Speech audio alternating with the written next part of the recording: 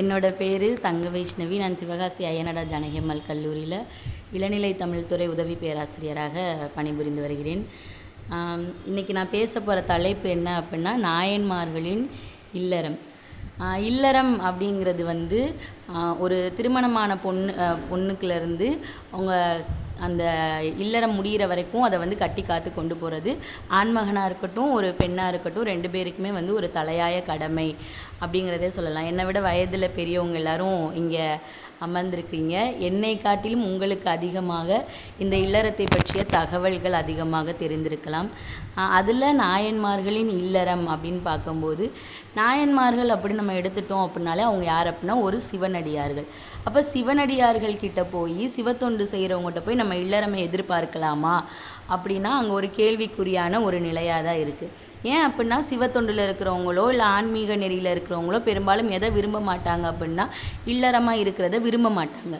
அப்போ சேக்கிழார் பெருமான் என்ன சொல்கிறார் அப்படின்னா, ஒருவன் வந்து சிவனடியாராக இருக்கான் அப்படின்னா வந்து அவன் வந்து இல்லறத்துலேருந்து விலகி நிற்கணும் அப்படிங்கிறது கிடையாது. இல்லறத்தில் இருந்தாலும் மக்களுக்கு வந்து என்னது பண்ணணும் அப்படின்னா நல்லது பண்ணணும். அதுதான் வந்து ஒரு ஆண்மகனினுடைய தலையாய கடமை அப்படிங்கிறதா சேக்கிழார் பெருமான் வந்து சொல்கிறாரு. இப்போ இதற்கு உதாரணமாக நம்ம இதுக்கு முன்னாடி பார்க்கணும் அப்படின்னா, திருக்குறளில் இல்வாழ்க்கை அப்படின்னு ஒரு அதிகாரமே வந்து திருவள்ளுவர் சொல்லியிருக்காரு. அது போக சங்க இலக்கியமாக இருக்கட்டும் மற்ற இலக்கியங்களாக இருக்கட்டும் எல்லாத்துலேயுமே வந்து இல்லறம் இல்வாழ்க்கை இது போன்ற தகவல்களை வந்து பதிவு செஞ்சுட்டே இருந்திருக்காங்க. இப்போ திருக்குறளில் வந்து என்ன சொல்லியிருப்பாங்க அப்படின்னா, அன்பும் அறனும் உடைத்தாயின் இல்வாழ்க்கையில் பண்பும் பயனும் அது.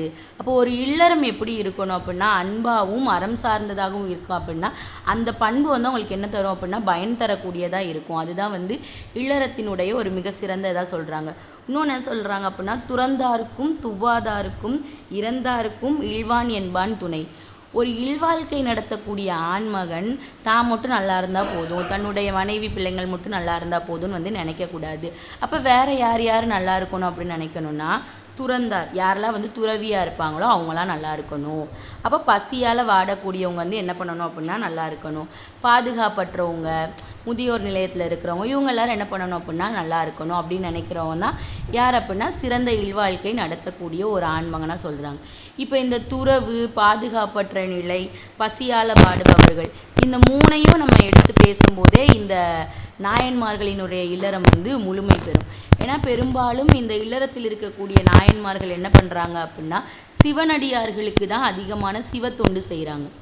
யாராவது ஒருத்தவங்க தலை நிறையா விபூதி கழுத்தில் ருத்ராட்சம் கையில் வந்து திருவோடி ஏந்தியோ இல்லை காவி உடை அணிந்தோ வந்துட்டாங்க அப்படின்னா உடனே இந்த நாயன்மார்கள் என்ன பண்ணிடுறாங்க அப்படின்னா அவங்களுக்கு வந்து தன்னால் முடிஞ்சது தாங்கிட்ட என்ன இருக்கோ தான் குடிக்கிற கூழாக இருந்தாலும் என்ன பண்ணுறாங்க அப்படின்னா கொடுத்துட்டு தான் சாப்பிட்றாங்க. அந்த மாதிரி பழக்கம் அவங்கக்கிட்ட இருந்திருக்குன்னு சொல்கிறாங்க. அப்போது இதில் அடிப்படையில் நம்ம யாரை எடுக்கிறோம் அப்படின்னா இந்த சேக்கிழார் பெருமான் இந்த பெரிய புராணம் அப்படிங்கிற நூலை ஏன் எழுதியிருப்பார் அப்படின்னா, அனபாய சோழன் அப்படிங்கிறவன் வந்து சிவனடியார்கள் மீது அதீத பற்று கொண்டவனாகவும் தொண்டு நெறி உள்ளவனாகவும் இருப்பான். அவனுடைய ஒரு வேண்டுதலுக்கு இணங்க கட்டளைக்கு இணங்க எழுதப்பட்டதே இந்த பெரிய புராணம் அப்படிங்கிறத சொல்லலாம். அப்போ இந்த 63 நாயன்மார்கள் பற்றி இதுக்கு முன்னாடி இருக்கக்கூடிய குறிப்புகளை எடுத்து கடைசியாக என்ன பண்ணுறாரு அப்படின்னா அவர் இந்த 63 பேரை ஒரு வரிசை முறைப்படுத்தி எழுத ஆரம்பிக்கிறாரு. அந்த வகையில் யார் வர்றா அப்படின்னா திருநீலகண்ட நாயன்மார். இதில் நான் இப்போ ஒரு 5 நாயன்மார்கள் எடுத்திருக்கேன். இல்லறம் பற்றி பேசும்போது இவங்க 5 பேரினுடைய கதைகளை பேசிவிட்டு இறுதியாக இவர்களினுடைய இல்லறம் எப்படி வெளிப்படுகிறது அதை வந்து இறுதியாக நான் சொல்கிறேன். அப்போ இந்த திருநீலகண்ட நாயன்மாரை ஏன் வச்சாங்க? எத்தனையோ பேர் 63 பேர் இருக்காங்க. நினச்சிருந்தா அவங்க வந்து யாரை கூட வச்சுருக்கலாம் அப்படின்னா நம்ம சைவக்குறவர் 4வர்னு சொல்கிறோம் இல்லையா, அவங்கள கூட வச்சுருக்கலாம். ஏன் இவரை வைக்கிறாங்க அப்படிங்கிறதுக்கு ஒரு காரணம் இருக்குது. அது என்ன காரணம் அப்படிங்கிறது இந்த கதையினுடைய ஒரு தொடக்கத்திலேருந்து தெரிய ஆரம்பிக்குது. என்ன காரணம் அப்படின்னா இந்த திருநீலகண்ட நாயன்மார் ஏன் அவருக்கு திருநீலகண்டம் அப்படின்னு பேர் வைக்கிறாரு அப்படின்னா, சிவபெருமான் வந்து நஞ்சை உண்டு மக்களை காப்பாற்றியிருக்காரு. அப்போ நீலகண்டம் அவருடைய இந்த பகுதி எல்லாமே நீலகண்டம் அப்படிங்கிற மாதிரி இருக்கிறனால திருநீலகண்டம்னே அவர் பேரை சொல்கிறாரு. நடைமுறையில் இருக்கிற வரைக்கும் அவருடைய உண்மையான பெயர் யாருக்குமே தெரில. எல்லாருமே அவர் எப்படி தான் சொல்கிறாங்க அப்படின்னா திருநீலகண்டம் அப்படின்னே சொல்லிகிட்டே வர்றாங்க. இவர் என்ன தொழிலை செய்யக்கூடியவர் அப்படின்னா குயவர். பானை செய்யக்கூடியவர், திருவோடு செய்யக்கூடியவர். திருவோடு வந்து விதவிதமாக திருவோடு செஞ்சு தன்னுடைய வீட்டில் வந்து வச்சுட்டு யாராவது சிவனடியார்கள் வந்தாங்க அப்படின்னா அவங்களுக்கு திருவோடை கொடுப்பாராம். எப்படி விருந்தோம்பல் அப்படிங்கிறது ஒரு பண்பாடோ அது மாதிரி தான் கிட்ட என்ன இருக்குது அப்படின்னா தான் செய்யக்கூடிய தொழில் திருவோடு செய்கிறது, பானை செய்கிறது, அதை வந்து அவங்களுக்கு கொடுப்பாங்களாம். இப்படியே வந்து கொஞ்ச நாள் போயிட்டே இருந்திருக்கு. இவருக்கு இந்த திருநீலகண்ட நாயன்மாருக்கு ஒரு பொண்ணோட தொடர்பு இருந்திருக்கு. இது வந்து முறைப்படி தவறு தான். ஒரு சிவனடியாராக இருந்துட்டு இது செய்யக்கூடாது, தவறு. அப்போ இது யாருக்கு தெரியுது அப்படின்னா அவருடைய மனைவிக்கு தெரியுது. அந்த அம்மா வந்து என்ன பண்ணுறாங்க அப்படின்னா உடனே கேட்டுறாங்க, மனசுக்குள்ளே யோசிச்சுட்டே இருக்காங்க. கொஞ்சம் நேரம் கழித்து இப்படி பண்ணுறீங்களே அப்படின்னு சொல்லி கேட்குறாங்க. அப்போ அவர் வந்து ஒரு இதே வேறு தப்பு செய்யக்கூடிய ஆண்மகனாக இருக்காங்க அப்படின்னா என்ன பண்ணியிருக்கணும் அப்படின்னா நான் எங்கே பண்ணேன், நான் பண்ணலையே அப்படிங்கிறத சொல்லியிருக்கணும். இவர் ஒரு சிவநெறியில் சிவத்தொண்டில் இருக்கார் அப்படிங்கிறதுக்காக அவர் என்ன பண்ணுவார், இப்போ நீங்கள் பண்ணீங்களா அப்படின்னு கேட்கும்போது ஆமாம் நான் பண்ணேன் அப்படிங்கிற ஒரே வார்த்தையை சொல்லுவார். அப்போ அந்த பொண்ணுக்கு வந்து ரொம்ப கோவம் வரும். கோவம் வந்து என்ன பண்ணிடும் அப்படின்னா இனி எம்மை தீண்டுவீராக திருநீலகண்டம் அப்படின்னு சொல்லிடும். அப்போ என்னை தீண்டுவீராக திருநீலகண்டம் அப்படின்னா இனி என்ன பண்ணக்கூடாது, நீ என்னை மட்டும் தொடக்கூடாது அப்படிங்கிறதுக்கு அர்த்தம். எம்மை தீண்டுவீராக அப்படின்னா பெண்களுடைய இனத்தில் இருக்கிறவங்க யார்கிட்டையுமே நீ என்ன பண்ணக்கூடாது, யாரையுமே நீ தொடக்கூடாது, நீ சிவநெறியில் இருக்கக்கூடியவன், நீ எப்படி இருக்கணும் அப்படின்னா ஒழுக்கத்தோட அந்த நெறிகளை பின்பற்றி இருக்கணும் அப்படின்னு சொல்லுது. அப்போ இவர் அன்னைக்கு அந்த வார்த்தையை கேட்டுட்டு அன்னையிலேருந்து என்ன பண்ண ஆரம்பிப்பார் அப்படின்னா எந்த எந்த எந்த புணர்ச்சிகளுமே இல்லாமல் அவர் பாட்டுக்கு சிவநெறியிலே இருந்துகிட்டே இருப்பார். இப்படி நாட்கள் ஓடிட்டே இருக்கும். இவங்க ரெண்டுத்துக்குள்ளேயுமே என்ன நடக்காது அப்படின்னா இல்வாழ்க்கை நடந்திருக்காது. திடீர்னு ஒரு நாள் யார் வருவா அப்படின்னா ஒரு சிவனடியார் வருவார். நேற்று நிறையா விபூதி பூசிட்டு கழுத்தில் ருத்ராட்சம் கையில் வந்து திருவோடி ஏந்திட்டு வருவார். அவங்களோட குடிசையை நோக்கி வருவார். வாருங்கள் ஐயா, உங்களுக்கு என்ன வேணும் அப்படிங்கிற மாதிரி இவங்க கேட்பாங்க. அப்போ கேட்டனே இந்த அம்மா அவங்களோட மனைவி என்ன சொல்லுவாங்க அப்படின்னா கொஞ்சம் நேரம் இங்கே இருந்து இலை பாரிட்டு போகிறீங்களா, இல்லை உங்களுக்கு ஏதாவது உணவு வேணுமா அப்படிங்கிற மாதிரி கேட்பாங்க. இல்லை எனக்கு எதுவும் வேணாம், நான் வந்து ஒரு பொருள் வச்சுருக்கேன், அந்த பொருளை என்ன பண்ணுங்க பத்திரமா உன்னோட வீட்டில் வச்சிரு, நான் கொஞ்சம் அந்த பக்கத்து ஊர் வரைக்கும் போக வேண்டியிருக்கு, அதனால் நீங்கள் வச்சுருங்க அப்படி சொல்லுவாங்க. அப்படியா, சரி தாங்க. அதை வந்து ஒரு இதை வச்சு சுற்றி வச்சுருப்பார். திறந்து பார்ப்பாங்க, என்ன இருக்கும் அப்படின்னா திருவோடு தான் இருக்கும். அப்போ இவருக்கு ஒரு சந்தேகம் வரும், இந்த திருவோடு எதுக்கு பத்திரமா வச்சுருக்கணும், நானே திருவோடு தான் செய்கிறேன், வேணா நீங்கள் எங்கிட்ட இருக்க திருவோடு கூட என்ன பண்ணிட்டு போங்க, வாங்கிட்டு போங்க அப்படிங்கிற மாதிரி சொல்லுவார். உடனே அவர் சொல்வார், இல்லை இது வந்து அப்படிப்பட்ட திருவோடு கிடையாது, இது வந்து அட்சய பாத்திரம் மாதிரி இருக்க திருவோடு, இல்லை எவ்வளோ போட்டாலும் அது எப்படி தான் வந்துகிட்டே இருக்கும், செல்வம் மாதிரி மிகுந்து வந்துக்கிட்டே தான் இருக்கும். அப்படியா, சரி நீங்கள் போயிட்டு வாங்க, நாங்கள் பத்திரமா வைக்கிறோம் அப்படின்னு சொல்லிட்டு ஒரு மரப்பெட்டியில் அந்த திருவோடை அந்த அம்மா வச்சிரும். அது திருநீலகண்டமும் பார்ப்பார். இப்படியே கொஞ்ச நாள் நகர்ந்து போய்கிட்டே இருக்கும். திடீர்னு இந்த திருவோடை கொடுத்துட்டு போனார் இல்லையா, அந்த சிவனடியார் வருவார். வந்து வீட்டு முன்னாடி நின்றுட்டு வாங்க ஐயா அப்படின்னு சொல்லுவாங்க. ஏன்னா ஞாபகம் இருக்குது, ஞாபகம் இருக்குதுயா, அன்றைக்கி அந்த திருவோடு கொடுத்துட்டு போனீங்களே அப்படின்னு சொல்லுவாங்க. ஆமாம்மா, அந்த திருவோடை போய் எடுத்துகிட்டு வாங்க அப்படின்னு. போய் உள்ளே போய் பார்த்தா திருவோடு இருக்காது, பெட்டிக்குள்ளே திருவோடு இருக்காது. அப்போ யார் செஞ்சா? அப்போ இவர் என்ன சொல்லியிருப்பார் அப்படின்னா அந்த திருவோடை பற்றி இருக்கக்கூடிய உண்மைகளெல்லாம் சொல்லியிருப்பார். இது அட்சய பாத்திரம் மாதிரி, இதனுடைய மகிமையே வேறு அப்படி இப்படின்னு சொல்லியிருப்பார். அப்போது வந்து அந்த மனைவி வந்து வீட்டுக்கார ஒரு நிமிஷம் கூப்பிட்டு எங்கே பாருங்கள், இது மாதிரி திருவோடு இல்லை அப்படின்னு சொல்லும். சொன்னதும் அவரும் எல்லா இடத்துலையும் தேடி பார்ப்பார். இங்கே இந்த பேழையில் தானே வச்சோம், எப்படி காணாமல் போகும் அப்படின்னு தேடி பார்க்குறாங்க. அப்போது இவருக்கு கோவம் வரும் அந்த சிவனடியாருக்கு. என்ன நீங்கள் என்கிட்ட பொய் சொல்கிறீங்களா, நீங்களே திருடி வச்சுட்டு என்கிட்ட பொய் சொல்கிறீங்கள அப்படின்னு. நாங்கள் ஏன் திருட போகிறோம், நாங்களே திருவோடு செய்கிறவங்க, நாங்கள் ஏன் உங்கள் திருவோடை திருட போகிறோம் அப்படிங்கிற மாதிரி கேட்பாங்க. இல்லை, நான் இந்த திருவோடினுடைய மகிமையெல்லாம் உங்கள்கிட்ட சொன்னேன் இல்லையா, அதனால தான் நீங்கள் என்ன பண்ணியிருக்கலாம், இந்த திருவோடை திருடி இருக்கலாம் அப்படின்னு சொல்கிறாங்க. வாங்க உடனே இந்த பிரச்சனைக்கு வந்து ஒரு தீர்வு கட்டணும் அப்படின்னு சொல்கிறாரு. அப்போ என்ன ஐயா, நாங்கள் வந்து உண்மைக்குமே செய்யலையா, நாங்கள் சத்தியம் கூட பண்ணி தரோம், சத்தியம் நீங்கள் இங்கே வச்சு பண்ண வேண்டாம், ஊரினுடைய இதுக்கு வாங்க அப்படின்னு சொல்லி அந்த ஊருக்குன்னு ஒரு ஒரு மையமாக ஒரு குளம் இருக்கும். அந்த கிணத்துக்குள்ளே நீங்கள் முங்கி நாங்கள் இந்த திருவோடை எடுக்கலை அப்படிங்கிறதே எனக்கு சொல்லணும், சத்தியம் பண்ணணும் அப்படி. சரிங்கய்யா, நாங்கள் பண்ணித்தரோம், உங்களுடைய இதுக்காக நாங்கள் பண்ணித்தரோம். எப்படி பண்ணணும் அப்படின்னா இருவரும் கை கோர்த்து பண்ணணும் அப்படிங்கிற மாதிரி சொல்லுவார். இப்போ இருவரும் கை கோர்த்து பண்ணணும் அப்படின்னா இத்தனை நாட்களாக 25 வயசில் எம்மை தீண்டுவீராக திருநீலகண்டம் அந்த அம்மா சொல்லிருச்சு. இப்போ இந்த திருநீலகண்டத்துக்கு 80 வயசு. இத்தனை நாட்கள் இல்வாழ்க்கையில் இல்லாமல் கட்டுப்பாடோடு இருந்து வந்திருக்காங்க இந்த 2 தம்பதிகளும். அப்போ 2 பேரும் கை கோர்த்துட்டு இது பண்ணுங்க அப்படின்னா 2 பேரும் ஒருத்தவங்க நேருக்கு நேராக பார்க்குறாங்க. அப்போ அந்த ஊர் மக்கள்லாம் கிண்டல் பண்ணுறாங்க. காலம் போன காலத்தில் கையை பிடிச்சி சத்தியம் பண்ணி கொடுக்குறதுக்கு உங்களுக்கு என்ன, பேசாமல் குளத்துல மூழ்கி சொல்லுங்க அப்படின்னு. அப்போ எல்லா உண்மையும் சொல்கிறாங்க அந்த ஊர் மக்கள்கிட்ட. இப்போ அந்த ஊர் மக்கள் எல்லாம் பிரமிச்சு பார்க்குறாங்க, யாராவது ஒரு ஆளால் இப்படி இருக்க முடியுமா? 25 வயசுலேருந்து இப்போ 80 வயதாகுது, இப்போ வரைக்கும் இருக்க முடியுமா? இவங்க எப்படி இப்படி இருக்காங்க அப்படிங்கிறதெல்லாம் யோசிக்கிறாங்க. யோசிச்சுட்டு அப்போ அதுக்கும் வந்து அந்த சிவனடியார் ஒரு வழி சொல்லுவார். ஒரு குச்சி தாரேன், அந்த குச்சியினுடைய ஒரு மூலையை இந்த அம்மா பிடிச்சிக்கட்டும், ஒரு மூலையை நீ பிடிச்சிக்கோ அப்படின்னு சொல்லுவார். அதே மாதிரி 2 பேரும் குச்சியை பிடிச்சிட்டு உள்ளே மூழ்கி எந்திப்பாங்க. இருவரும் எந்திக்கும் போது அந்த 25 வயசில் அந்த அம்மா வந்து எம்மை தீண்டு வீராக திருநீலகண்டம் சொல்லும்போது எந்த உடை அணிந்து எந்த தோற்றத்தில் இருந்தாங்களோ அதே தோற்றத்தில் மூழ்கி வெளியே வரும்போது வருவாங்க. அப்போ இந்த சிவனடியாராக வந்திருக்கிறதுங்க யார் அப்படின்னா நம்மளுடைய சிவபெருமான். அவருடைய திருவிளையாடல் தான் இது. எனக்காக இவ்வளோ சிவத்தொண்டு செய்கிறவன் தன்னுடைய மனைவியின் வார்த்தைக்கு கட்டுப்பட்டு இத்தனை நாட்கள் இல்லறத்தில் இல்லாமல் அந்த வாலிப வயதுகளை அனுபவிக்காமல் இருந்திருக்கவன் இத்தனை நாள் இப்படி இருந்திருக்கான். அப்போ அவனுக்கு அவன் சிவத்தொண்டு செய்கிறவனுக்கு நான் ஏதாவது பண்ணணும் இல்லையா அப்படின்னு சிவபெருமான் செஞ்ச ஒரு விஷயம்தான் இந்த இது. அடுத்து யார் இருக்கா அப்படின்னா இயற்பகை நாயன்மார். இந்த இயற்பகை நாயன்மாரை நம்ம ஒரு வெளியிடங்களில் பேசும்போது இது எப்படி ஆகுது அப்படின்னா ஒரு சர்ச்சைக்கு உள்ளானதாக பார்க்குற மாதிரியே இந்த இயற்பகை நாயன்மாரினுடைய கதை ஆகுது. ஏன் அப்படி ஆகுது அப்படின்னா இந்த இயற்பகை நாயன்மார் என்ன பண்ணுவார் அப்படின்னா இயற்கைக்கு பகையில்லாத எல்லா பொருட்களையும் யார் வந்து கேட்டாலும் கொடுத்துருவார்.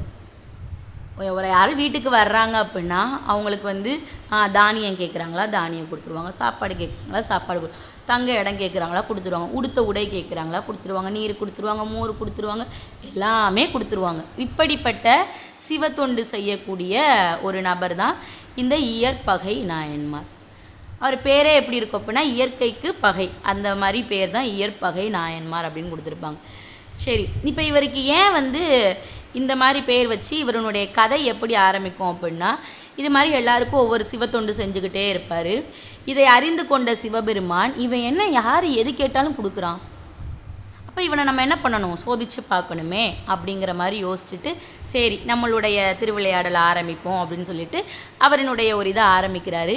என்ன பண்ணுறாரு அப்படின்னா திடீர்னு ஒரு நாள் ஒரு வேடம் முனிவர் வேடம் மாதிரி தரித்து கொண்டு இவரினுடைய குடிசையினுடைய வாசலுக்கு வந்து நிற்கிறாரு. அப்போ அந்த வீட்டில் இருக்கக்கூடிய அம்மா இருக்குது, வாருங்கள் ஐயா உங்களுக்கு என்ன வேணும் அப்படிங்கிற பணிவோடு கேட்குது. இப்போ இந்த இல்லறம் நம்ம எடுத்து பேசிட்டோம் அப்படின்னால எல்லாரினுடைய கதைகள்லையுமே விருந்தோம்பல் பண்பாடு அதிகமாக வெளிப்படுது. அப்போ நம்ம வாங்க ஐயா சாப்பிட்றீங்களா சாப்பிடுங்க, ரொம்ப களைப்பாக இருக்கிற மாதிரி தெரியுது சாப்பிடுங்க ஐயா அப்படி சொல்கிறாங்க. இல்லை இல்லை நான் வந்து வேற கேட்கணும். அப்போ அவர் வர்றாரு, இயற்பகை வர்றாரு. என்னங்க ஐயா வேணும் சொல்லுங்கள், நான் என்ன கேட்டாலும் தருவேன். அப்போ என்ன கேட்டாலும் தருவியா? தருவேன். உங்களுக்கு என்ன வேணும் அப்படின்னு. உன்னுடைய மனைவி வேணும் அப்படின்னு கேட்பார். என்னுடைய மனைவி வேணுமா? இதே ஒரு நார்மலாக இருக்கக்கூடிய ஒரு ஆண்மகனாக இருந்தால் என்ன பண்ணுவோம் அப்படின்னா யோசிப்பான், நீங்கள் யார் என்னுடைய மனைவியை கேட்க அப்படி இப்படின்னு அடுத்தடுத்து கேள்வி கேட்கும். இப்போ இவர் என்ன பண்ணுறாரு அப்படின்னா ஒரு நிமிஷம் அந்த சிவனடியார் கேட்குறாரு, உன்னுடைய மனைவி வேண்டும், நான் நீண்ட நாட்களாக தவம் மேற்கொண்டு வந்திருக்கிறேன், எனக்கு இப்போ என்ன தேவை அப்படின்னா ஒரு பெண்மகள் தேவை, நான் அதுக்காக வந்து நீ தான் என்ன கேட்டாலும் தருவேன்னு சொன்னாங்க, அதனால தான் உன்னுடைய இல்லம் நோக்கி வந்தேன், உன்னுடைய மனைவி வேணும். ஒரு நிமிஷமும் யோசிக்க மாட்டார். கேட்டது யார் கேட்டுட்டா? சிவனடியார் கேட்டுட்டார். இப்போ சிவனடியார்களுக்கு செய்யக்கூடிய தொண்டு சிவபெருமானுக்கே செய்யக்கூடிய தொண்டாக இந்த நாயன்மார்கள் எல்லாம் நினைத்து தான் நிறையா விஷயங்கள் செஞ்சுருக்காங்க. மனைவியை ஒரு நிமிஷம் ஏறெடுத்து பார்ப்பார். மனைவிட்ட கேட்கவே மாட்டார், என்னம்மா உனக்கு இதில் சம்மதம் இருக்கிறதா, அது மாதிரி எதுவுமே கேட்க மாட்டார். போமா அப்படின்னு சொல்லுவார். அந்த மனைவியும் போகும். எடுத்து ஒரு வார்த்தை கூட என்ன பண்ணாது அப்படின்னா கேட்காது. நம்மளுடைய கணவர் என்ன செஞ்சாலும் நல்லாதாக தான் நம்மளுக்கு செய்வார் அப்படிங்கிற ஒரு விதிப்படி அது வாட்டுக்கு போகும் பின்னாடி. இருந்தாலும் அந்த பொண்ணினுடைய மனதுக்குள்ளே சிறு ஏக்கம் இருக்கும். இப்போ ஒரு வார்த்தை கூட சொல்ல மாட்டாரா, வேண்டாம்மா போகாத நான் பார்த்துக்கிறேம்மா வேறு ஏதாவது பார்ப்போமா அப்படின்னு ஒரு வார்த்தை சொல்ல மாட்டாரான்னு திருப்பி திருப்பி திருப்பி நம்ம யோசிச்சுட்டே போகுது. ரோட்டில் இந்த அம்மா போயிட்டுருக்கு, போகும்போது நிறையா பேர் பார்த்து கேலி செய்கிறாங்க. யார் இவன் இப்படி வந்து பண்ணுறானே, தன்னுடைய மனைவியை போய் என்ன பண்ணுறான், யாரோ ஒருத்தன் கேட்டானா அதுக்கு போய் அனுப்பி வைக்கிறானே, அது மாதிரி தப்பாக நிறைய பேச ஆரம்பிப்பாங்க. அப்போ இவனுக்கு வந்து கோபம் வர ஆரம்பிச்சிடும். யாரை திட்டுறாங்க எல்லாரும் அப்படின்னா சிவனடியாரை திட்டுறாங்க. இப்போ சிவனடியாரை திட்டுறது சிவபெருமானையே திட்டுறதுக்கு சமமானது. இவங்களை திட்டுறாங்க அப்படின்னு சொல்லிட்டு போய் சண்டைக்கு போவான். எல்லார்ட்டையும் சண்டைக்கு போய் எல்லாரையும் அடிக்கிறது, துன்புறுத்துறது, அவங்கள அடிக்க வர்றவங்களெல்லாம் தடுக்கிறது, இப்படியே இருந்துகிட்டே இருப்பான். அப்போ கொஞ்சம் தூரம் நடந்து போவாங்க. அந்த சிவனடியார்கிட்ட சொல்லுவார், நீங்கள் ஊரினுடைய எல்லை பகுதி போகிற வரைக்கும் நான் என்ன பண்ணுறேன், உங்களுக்கு துணையாக நான் வாரேன். எப்படிப்பட்ட ஒரு சிவத்தொண்டை வெளிப்படுத்துகிறார் இல்லையா, தன்னுடைய மனைவியையும் அனுப்பி வச்சு பேசுகிறவங்களுக்கு வந்து பதிலும் சொல்லிட்டு நான் உங்களை எங்கே வரைக்கும் வந்து விடுறேன், ஊரினுடைய எல்லை வரைக்கும் வந்து விட்டுட்டு போகிறேன் அப்படின்னு வந்து சொல்கிறாரு. அப்போ இந்த சிவனடியாரை வந்தவருக்கு வந்து இன்னும் இவன் மேலே வந்து ஒரு பக்தி அதெல்லாம் வந்து ரொம்ப இவன் வந்து வெளிப்பாட்டோடு இருக்கானே அப்படிங்கிறத தோன்றுறது. அப்போ இவர் ஒரு நிமிஷம் பார்க்குறாரு, எப்படி வந்து இவன் இப்படி இருக்கான், நம்ம கேட்டது ஒரு வார்த்தை கூட அந்த பொண்ணுகிட்ட சம்மந்தம் கேட்கல, அவனா வந்து சரிம்மா போயிட்டு வா அப்படின்னு சொல்கிறான். வந்துருச்சு இந்த பொண்ணும் அப்படின்னு சொல்லி இருவரினுடைய இல்லறத்தை பார்த்து பிரமித்த சிவபெருமானும் பார்வதியும் ரிஷப வாகனத்தில் தோன்றி இவங்க ரெண்டுத்துக்கும் காட்சி கொடுப்பாங்க. நான் கேட்டேன் அப்படிங்கிற ஒரு வார்த்தைக்காக தன்னுடைய மனைவியாக இருந்தாலும் பரவாயில்ல அப்படிங்கிறத நீ கொடுக்குறியே, நீ தான் வந்து உண்மையிலேயே பக்தியில் சிறந்தவனாக இருக்க, என்னுடைய நாயன்மார்களினுடைய அடிப்படையில் நீயும் வந்து இணைந்து கொள்வாயாக அப்படின்னு சொல்லி அம்மையும் அப்பனும் இவங்க ரெண்டுத்துக்கும் காட்சி தந்து அந்த இடத்துல இருந்து நீங்கிற மாதிரி இருக்கும். இது ஒருத்தரினுடைய கதை. அடுத்து இளையான்குடி மாறநாயனார். இந்த இளையான்குடி மாறநாயனார் என்ன பண்ணுவார் அப்படின்னா, விருந்தோம்பல் அப்படின்னு எடுத்துட்டாலே பெரிய புராணத்தில் யாரை எடுத்துக்காட்டாக சொல்லலாம் அப்படின்னா இந்த இளையான்குடி மாறநாயனாரையும் அவருடைய மனைவியாரையும் சொல்லலாம். இப்போ பெரும்பாலும் வீட்டில் இருக்கக்கூடிய பெண்கள் எப்படி இருப்பாங்க அப்படின்னா, ஒரு கட்டத்துக்கு நம்மளுக்கு பிடிச்சவங்க வந்தால் எல்லாமே செய்வாங்க, பிடிக்காதவங்களாக இருக்காங்க அப்படின்னா என்ன பண்ண மாட்டாங்க அப்படின்னா அவங்கள வந்து திரும்பி கூட பார்க்க மாட்டாங்க. இன்னொன்று என்ன அப்படின்னா, முந்தி காலத்தில் இந்த அறமாக இருக்கட்டும் கொடையாக இருக்கட்டும் இந்த பண்புகள் எல்லாமே தலை சிறந்து இருந்தது. இன்றைக்கி வந்து அப்படி இல்லை. யாரோ நம்ம வீட்டுக்கு வந்து யாசகம் கேட்டு வந்தால் கூட நம்ம அவங்கள வந்து திட்டி அனுப்புறது தான் நம்மளுடைய பெரும்பான்மையானவருடைய பழக்கமாக இருக்குது. அப்போ இவங்க வீட்டுக்கு யார் வந்தாலும் இவர் என்ன பண்ணுவாராம், எந்நேரமும் சோறு சமைச்சு போட, அதுக்கு வகை வகையாக குழம்பு வைக்க, காய் வைக்க, பொரியல் வைக்க, இப்படியே தடபுடலான விருந்துகள் யார் வந்தாலும் கொடுத்துட்டே இருப்பாராம். அதுவும் அவங்க சிவனடியாராக இருந்தால். இப்போ இப்படியே போயிட்டே இருக்குது. இவர் நல்லா இளையான்குடி மாறநாயனார் நல்லா செழிப்பு மிகுந்தவராக இருக்கார். யார் வந்து கேட்டாலும் சாப்பாடாக்கி போடுறாரு, குழம்பு செஞ்சு தராரு, பொரியல் அவியல் எல்லாமே செஞ்சு தராரு. எத்தனை நாள் இது போட முடியும்? விவசாயம் இல்லை அப்படிங்கிற பட்சத்தில் என்ன ஆயிரும் அப்படின்னா வறுமை வந்துடும். வறுமை வந்தால் அடுத்த கட்ட வேலைக்கு சாப்பாடு இல்லாமல் அவங்களே இருப்பாங்க.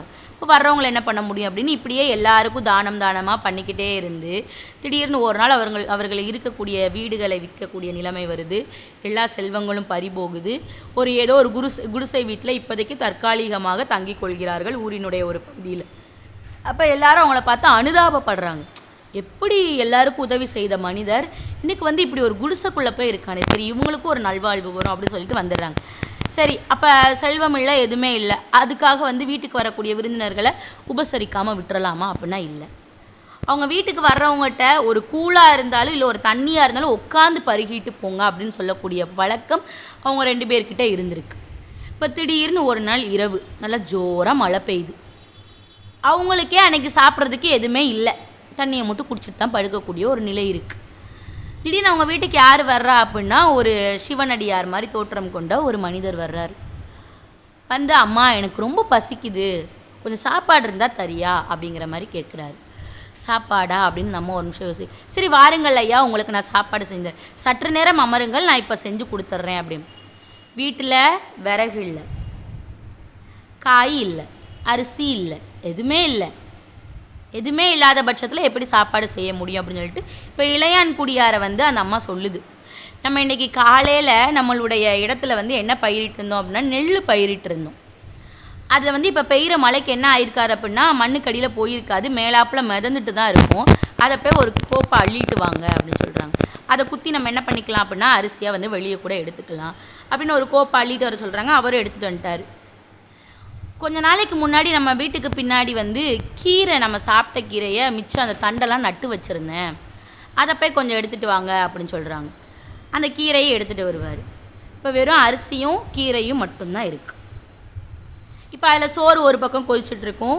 கொண்டு வந்திருக்க கீரையை கடையல் பண்ணுவாங்க, பொரியல் பண்ணுவாங்க, அப்புறம் பருப்பு போட்டு கடைஞ்சி வைப்பாங்க.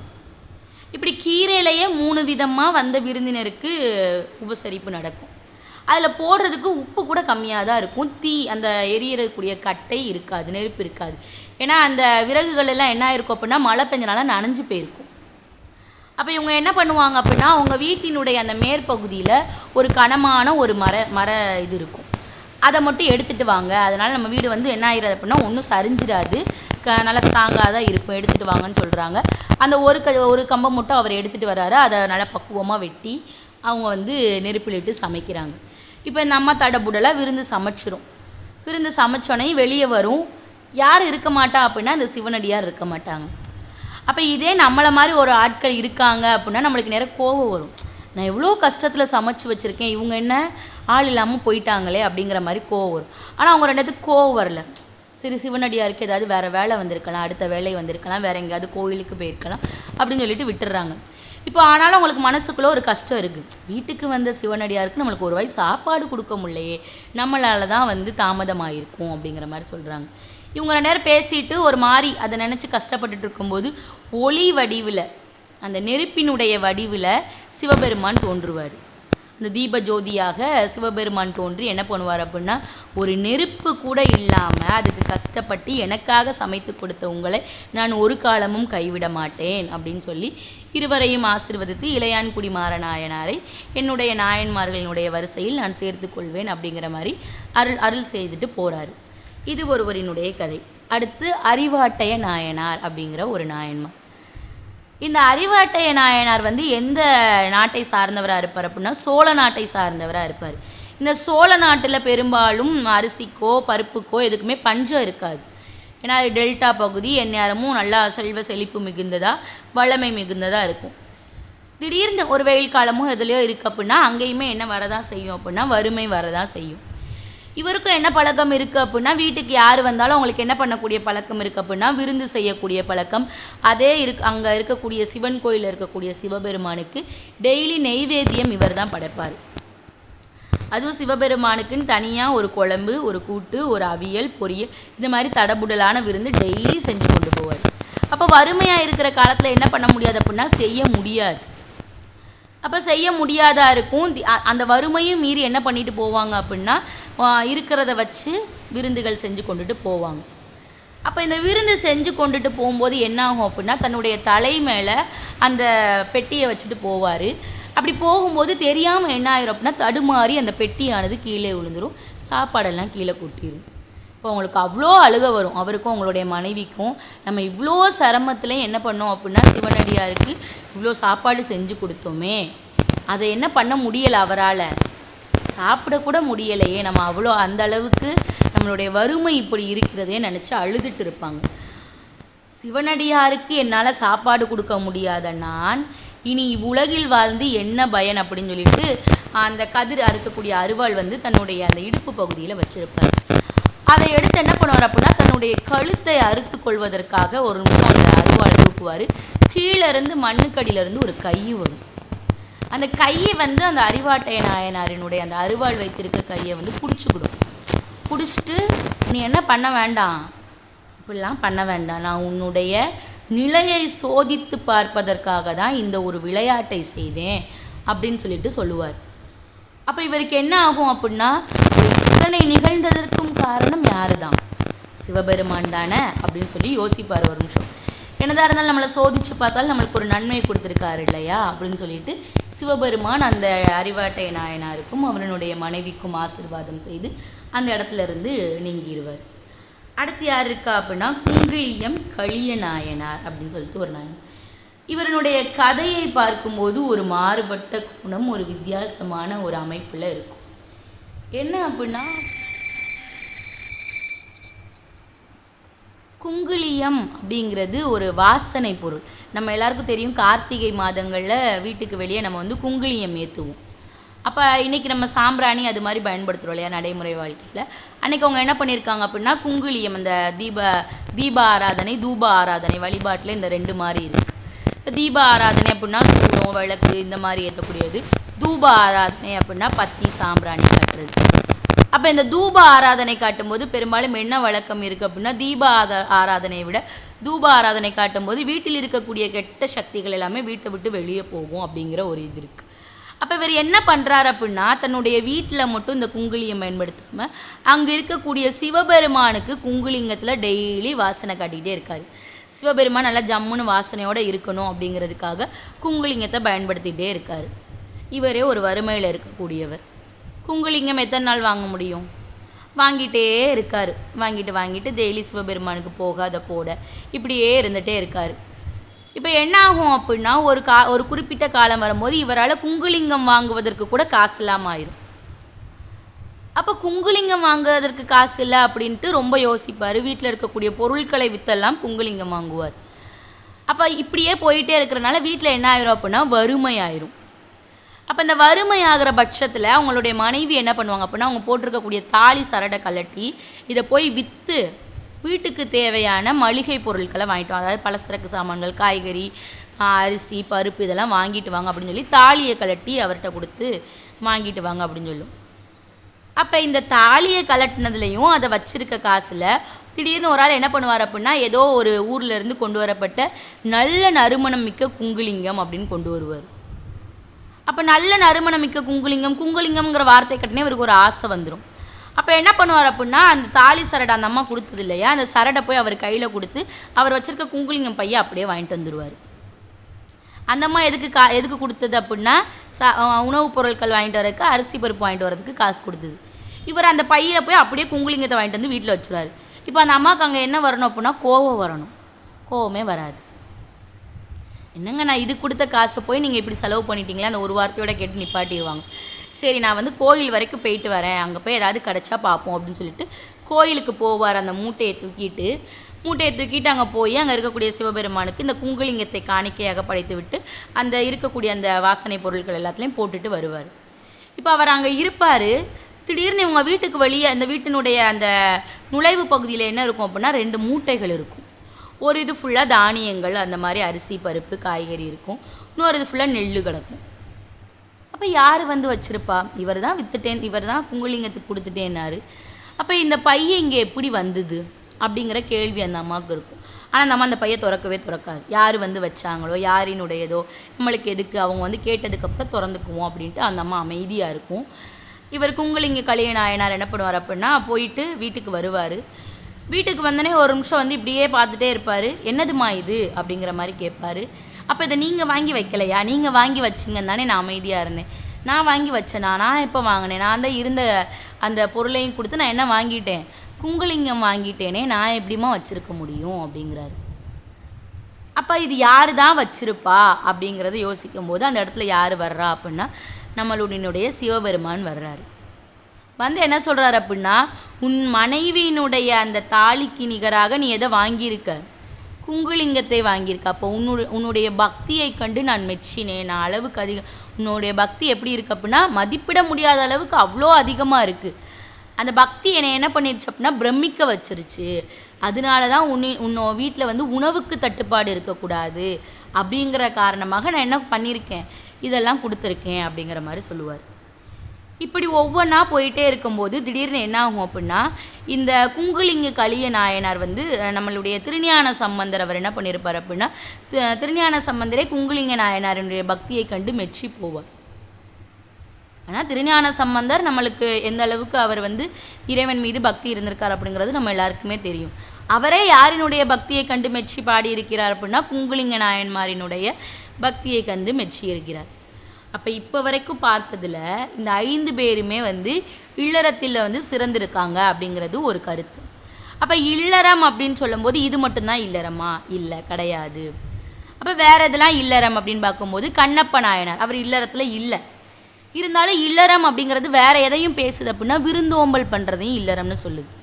அப்போ இந்த கண்ணப்பர் யாருக்கே விருந்தோம்பல் படிச்சிருக்காரு அப்படின்னா, சிவபெருமானுக்கே விருந்தோம்பல் படிச்சிருக்காரு. அவர் சைவ கடவுள். அவருக்கு எதை போய் கொடுத்துருக்காரு? அசைவத்தை போய் கொடுத்துருக்காரு. அப்போ அங்கே அவரினுடைய விருந்தோம்பல் பண்பு வெளியிடப்படுது. அப்போ அமர்நீதி நாயனார் அப்படின்னு சொல்லிட்டு ஒரு நாயன்மார் இருப்பார். அப்போ இந்த அமர்நீதி நாயன்மார் என்ன பண்ணுவார் அப்படின்னா, எல்லா இடங்களுக்கும் அந்த சிவனடியார் அவர் ஒவ்வொரு இடத்துக்காக போய் அங்கே இருக்கக்கூடிய சிவஜலங்களை வழிபாடு செய்து அங்கேருந்து வரக்கூடியவர். திடீர்னு ஒரு நாள் என்ன பண்ணுவார் அப்படின்னா, ஒரு ஊருக்கு போவார். அந்த ஊரில் அன்னைக்குன்னு பார்த்து என்ன ஆகும் அப்படின்னா, திருவிழா நடந்துகிட்ருக்கும். ஊரே நல்லா களைகட்டி நல்லா கலகலன்னு இருக்கும். அப்போ அந்த கலகலன்னு இருக்கிற இடத்துல யார் வந்தாலும் அவங்களுக்கு பட்டாடையாக இருக்கட்டும், சாப்பாடாக இருக்கட்டும், அவ்வளோ உபசரிப்போடு அந்த மன்னன் வந்து எல்லாருக்கும் கொடுப்பானாம்.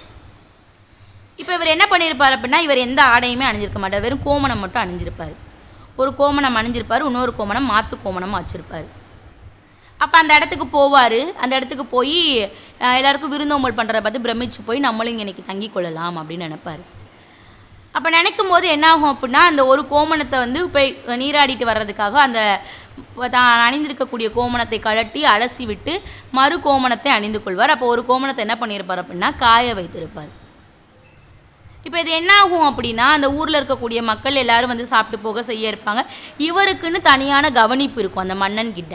ஏன் அப்படின்னா இவன் ஒரு சிவனடியார், அந்த மன்னனுக்கு சிவபெருமானை பிடிக்கும், அதனால் இவரை நல்லா கவனிச்சுக்கிடுவார். பாருங்கள் ஐயா சாப்பிடுங்க அப்படின்னு. அப்போ இவர் என்ன சொல்கிறார் அப்படின்னா, நான் வந்து ஒரு சிவனரியை பின்பற்றக்கூடியவன், நீங்கள் செய்கிற சாப்பாடெலாம் எனக்கு என்ன பண்ணாது, வராது, பிடிக்காது, எனக்குன்னு ஒரு விதிகள் இருக்குது உணவு முறைகளில், அதுபடி நீ சமைச்சு கொடுத்தனா நான் என்ன பண்ணுவேன், சாப்பிடுவேன். அதுக்கும் ஒன்றே இருந்துட்டு இந்த மன்னன் என்ன பண்ணுறான் அப்படின்னா, ஒரு நிமிஷம் கூட தயங்காமல் சரிங்க ஐயா நான் உங்களுக்கு என்ன பண்ணுறேன் அப்படின்னா சமைச்சு தாரேன் அப்படின்னு சொல்கிறான். சமைக்கிறான். உடனே அவர் எல்லா உணவுப் பொருட்களையும் சாப்பிட்றாரு. திடீர்னு பார்த்தா என்ன ஆயிருக்கும் அப்படின்னா, அந்த ஒரு கோமணம் காய போட்டிருந்தார் இல்லையா, அது காணாமல் போயிருக்கும். இப்போ இவர் வருவார், வந்து கிளம்புறதுக்கான ஏற்பாடுகளை பண்ணிகிட்டு இருப்பார். அந்த மறுநாள் மாற்றுறதுக்கு அதுதான் தேவை, அது இல்லாமல் இருக்கும். அதை பார்த்துட்டு கோவம் அடைவார், யாரோ களவான்ட்டாங்க, யாரும் அவங்க களவான்ருக்க மாட்டாங்க, சிவபெருமான் தான் அதை செஞ்சிருப்பார். ஏன்னா இவரினுடைய அந்த நெறி எப்படி இருக்குது, அந்த அரசனினுடைய சிவநெறி எப்படி இருக்குங்கிறத தெரிஞ்சுக்கிறதுக்காக அவர் இப்படி பண்ணியிருப்பார். அப்போ இவர் போவார், நானே நாளைக்கு மாற்றுக்காக தான் இந்த ஒரு கோமணம் வச்சுருந்தேன், அதையும் நீ இப்படி பண்ணிட்டேன்னா நான் என்ன பண்ணுறது அப்படின்னு. ஐயா உங்களுக்கு அந்த ஒரு கோமணத்திற்கு நிகராக என்ன வேணும்னாலும் சொல்லுங்கள் நான் தாரேன். அவர் என்ன பண்ணுறாரு அப்படின்னா, எதுவுமே வேணாம் அப்படின்னு சொல்லிகிட்டே இருக்கார். இப்போ அந்த மன்னன் என்ன பண்ணுறான் அப்படின்னா, அவன் வீட்டில் இருக்கக்கூடிய நகை எல்லாத்தையும் வைக்கிறான். நகை, செயின், தன்னுடைய குழந்தை அணிந்திருக்கக்கூடியது எல்லாத்தையும் வைக்கிறான். தன் மனைவி அணிந்திருக்கக்கூடிய நகைகள் எல்லாத்தையும் வைக்கிறான். மனைவி, மகன் 3 பேர் நிற்கிறாங்க. இந்த பக்கம் யார் நிற்கா அப்படின்னா அமர்நீதி நாயனார் நிற்காரு. ஒரு கோமணத்தை அது மேலே வச்சுருக்காரு. அந்த ஒரு கோமணம் இருக்கு இல்லையா, அந்த ஒரு கோமணத்தை வச்சுருக்காரு. இப்போ எங்கிட்ட இந்த நகை எல்லாமே சேர்ந்துக்கிட்டே போகுது. ஆனால் தராசு என்ன ஆக மாட்டேங்குது அப்படின்னா சரி சமமாக வரமாட்டேங்குது. அப்போ இவங்க என்ன பண்ணுறாங்க அப்படின்னா, தன்னையே ஏறி அதில் அமர்த்தி கொள்கிறார் முழுசாக. அப்போ என்ன ஆகுது அப்படின்னா, அதற்கு நிகராக இந்த தராசு சரிசமமாக நிற்க ஆரம்பிக்குது. அப்போ இங்கே யார் வர்றா அப்படின்னா நம்மளுடைய சிவபெருமான் வருவார். வந்து நீ யாருக்கே நிகராக பண்ணியிருக்க அப்படின்னா ஒரு சிவனடியார்களுக்கு நீ வந்து ஒரு சிவத்தொண்டு செஞ்சுருக்க, அதனால இந்த அமர்நீதி நாயன்மாரை என்ன பண்ணுவார் அப்படின்னா நாயன்மார்களினுடைய வரிசையில் ஒரு ஆட்களாக ஏற்றுக்கிடுவார். அப்போ நம்ம இப்போ இந்த பார்த்த 5 பேரில் இவங்களை ஏன் இல்லறத்தில் சிறந்திருக்கக்கூடியவங்க அப்படின்னு சொல்கிறோம் அப்படிங்கிறதுக்கு ஒரு கேள்வி இருக்குது. ஏன்னா இல்லறம் அப்படிங்கிறது ஒரு தலைவனும் ஒரு தலைவியும் சேர்ந்து வாழ்க்கை நடத்தக்கூடிய ஒரு இது.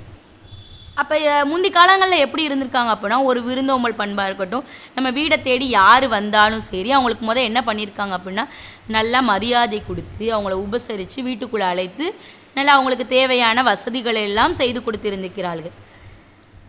அதே போல் யாராவது இப்போ நம்மளுடைய வில்லங்களுக்கு யாராவது வந்தால் தெரியாதவங்கன்னா சற்று நேரம் யோசிப்போம். நம்ம அந்த எந்த ஒரு யோசிப்புமே எதுவுமே இல்லாமல் டக்குன்னு நம்மளை தேடி ஒருத்தவங்க நாடி வந்திருக்காங்க அப்படின்னா அவங்க எப்பேற்பட்டவங்களாக இருந்தாலும் அவங்களுக்கு என்ன செய்யக்கூடிய பழக்கம் இருந்திருக்கு அப்படின்னா இல்லறம் செய்யக்கூடிய, அவங்களுக்கு என்னென்ன தேவையோ விருந்தோம்பல் தேவை அப்படின்னா அதெல்லாம் செய்யக்கூடிய பழக்கம் இருந்திருக்கு. அதுலேயும் இந்த இளையான்குடி மாரநாயன்மார் அவர் வீட்டில் வந்து அவ்வளோ பஞ்சம் இருந்தாலும் யாருக்கு நம்ம கொடுக்குறோம் அப்படின்னா தெய்வத்திற்கு கொடுக்குறோம். இந்த நாயன்மார்கள் 63 பேரும் எதனை மையமிட்டு இருந்திருக்கிறார்கள் அப்படின்னா நம்ம சிவபெருமானுக்கு செய்யக்கூடிய தொண்டுகளை காட்டிலும் யாருக்கு செய்யக்கூடிய தொண்டு சிறந்தது அப்படின்னா சிவனடியார்களுக்கு செய்யக்கூடிய தொண்டு சிறந்தது. அதனால தான் இன்றைக்கும் நம்ம எல்லா சிவன் கோயில்கள்லையுமே பார்த்தா நம்மளுக்கு என்ன தெரியும் அப்படின்னா 63 நாயன்மார்கள் சுற்றுப்பிரகாரத்தில் இருப்பாங்க. அப்போ நம்ம அடியவர்களாக இருக்கக்கூடிய நம்மளும் என்ன பண்ணணும் அப்படின்னா கோயிலுக்கு போகிறோம் அப்படின்னா நம்மளுக்கு எவ்வளோதான் காலமானாலும் எவ்வளோதான் நேரம் ஆயிடுச்சு டக்குன்னு நான் சாமியை போய் கும்பிட்டுட்டு போகிறேன் அப்படின்னா இல்லை.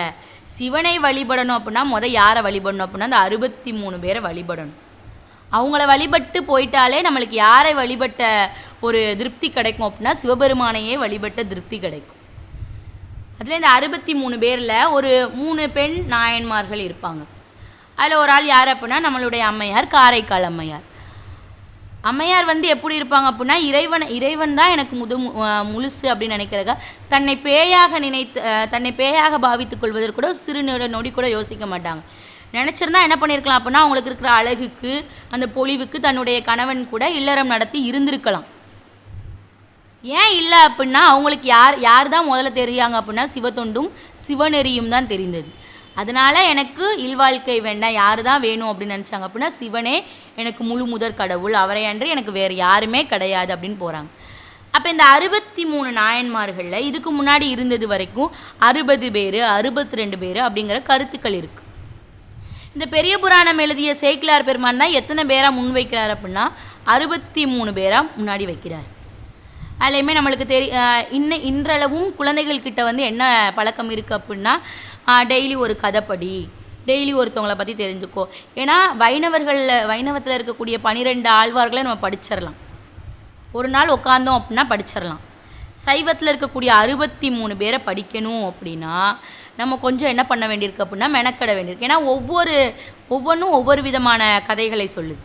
இப்போ நான் இந்த 5 பேரை பற்றி நான் எடுக்கிறதுக்கு முன்னாடி நான் முத பார்த்தது யார் அப்படின்னா தேசமங்கையர்க்கரசியர் அம்மா. அந்த அம்மாவினுடைய ஒரு பதிவுகளை பார்த்துட்டு தான் அதுக்கடுத்து புத்தகம் வாயிலாக போகும்போது இந்த காணொளி ஒரு பதிவு சொல்லுது, புத்தகம் ஒரு பதிவு சொல்லுது. அப்போ இன்னும் இவங்களை பற்றி நம்ம தெரிஞ்சுக்கிறதுக்கு என்ன இருக்குது அப்படின்னா நிறைய தகவல்கள் இருக்குது. அப்போ இல்லறம் அப்படிங்கிறது சங்க இலக்கியத்தோடு வந்து நின்று விடுவது கிடையாது. ஏன்னா சங்க இலக்கியத்தில் தான் யார் வர்றா அப்படின்னா தலைவன் வர்றான், தலைவி வர்றான், தோழி வர்றா, பாங்கன் வர்றான், இப்படி நிறைய எக்கச்சக்கமான கதாபாத்திரங்கள் வர்றாங்க.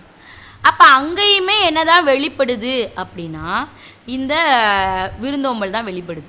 இப்போ உதாரணமாக ஒரு பாடலில் என்ன இருக்குது அப்படின்னா சங்க இலக்கிய பாடல் ஒன்றில் தன்னுடைய வீட்டுக்கு தன்னுடைய இல்லத்தில் அவ்வளோ வறுமை இருக்குது.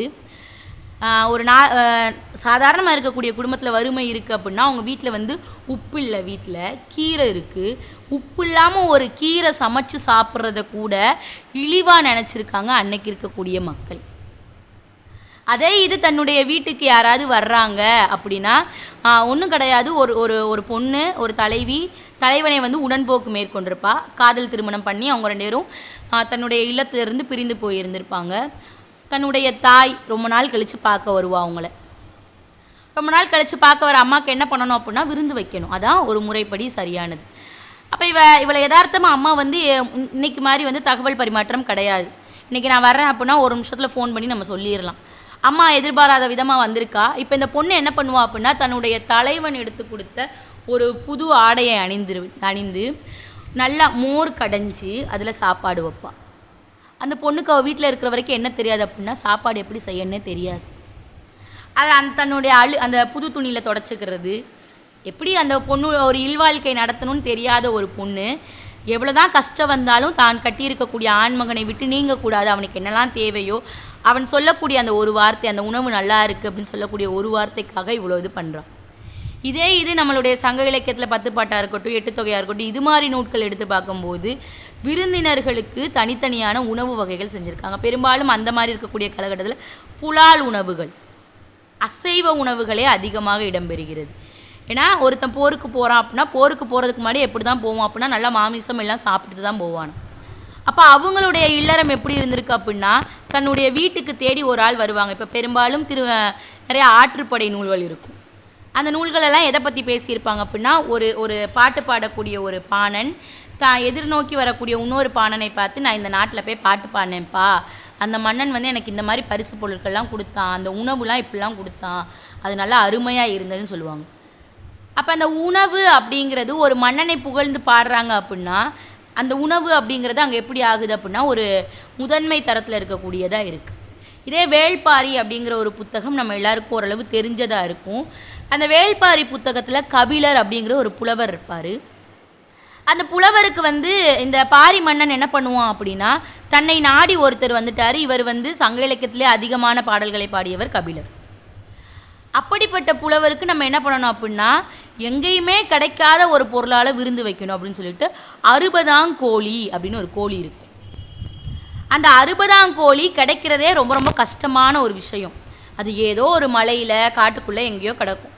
அதை யார் போயே வேட்டையாடிட்டு வருவா அப்படின்னா இந்த மன்னனே போய் வேட்டையாடிட்டு வருவோம் ஒரு புலவருக்காக விருந்தோம்பல் பண்பை செய்யணுங்கிறதுக்காக. அப்படி இந்த சங்க இலக்கியமெல்லாம் பார்த்துட்டு நம்ம சங்க இலக்கிய காலகட்டத்தில் தான் இந்த பக்தி இலக்கிய காலம்லாம் வரும். அப்போ அதனுடைய நீட்சி தான் இன்னும் இந்த என்ன இருக்குது அப்படின்னா இந்த விருந்தோம்பல் பண்பாடு தொடர்கிறது. அதே மாதிரி இல்லறம் சிவத்தொண்டில் உள்ள இல்லறம் தொடர்கிறது. இப்போ ஒட்டுமொத்தமாக கடைசியாக என்ன பார்க்கலாம் அப்படின்னா சிவனடியார்கள் சிவத்தொண்டு செய்கிறதுல இல்லறம் அப்படிங்கிறது ஒரு தடையாக இருந்தது கிடையாது. இல்லறத்தில் ஒரு ஆண்மகனோ ஒரு பையனோ பொண்ணோ இருந்தாலும் என்ன செய்யலாம் அப்படின்னா சிவத்தொண்டு செய்யலாம்.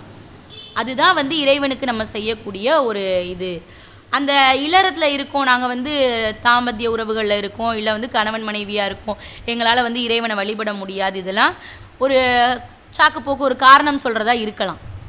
ஆனால் ஒட்டுமொத்தமாக ஒருத்தவங்களுக்கு உதவணும்னு நினச்சிட்டோம் அப்படின்னா நம்ம இல்லறத்திலே இருந்தாலும் என்ன பண்ணலாம் அப்படின்னா இந்த சிவனடியார்களுக்கு சிவத்தொண்டு செய்யலாம் அப்படிங்கிறது என்னுடைய கருத்து. வாய்ப்பு கொடுத்த சிவசக்தி ஆன்மீக சபை அன்பர்களுக்கு மிகுந்த நன்றி. வாய்மொழி கேட்ட பெரியவர்களாகிய உங்கள் அனைவருக்கும் என்னுடைய நன்றியை தெரிவித்துக் கொள்கிறேன். நன்றி, வணக்கம்.